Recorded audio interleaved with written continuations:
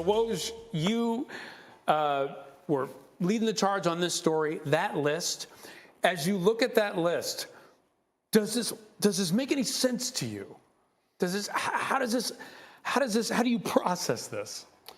Well, listen, part of this is a negotiation. He has wanted that long-term max deal in Brooklyn. It is not available to him there.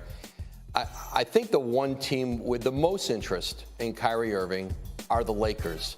There's really not a sign-and-trade scenario with Brooklyn that makes sense. Of course, if the Lakers wanted to offer Anthony Davis in a sign-and-trade, of course the Nets would love that. That's not, but that's not going to happen.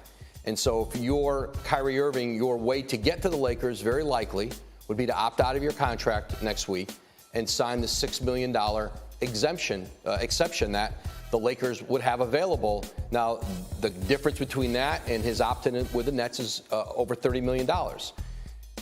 They could clear cap space the next year. They would have Russell Westbrook potentially coming off their cap and sign you to a more lucrative long-term deal if things work out. But in most cases, you would say a player's not going to do that. He's not going to give up that much money.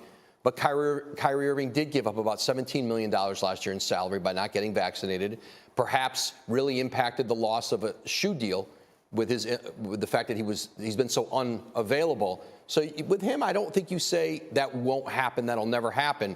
But I think that list in terms of teams like Dallas, Philadelphia, the Clippers, I don't think there's interest there. The Knicks, they have some priorities well ahead of Kyrie Irving. Jalen Brunson is what, with Dallas, is who they are trying to clear cap space to sign in free agency, not Kyrie Irving.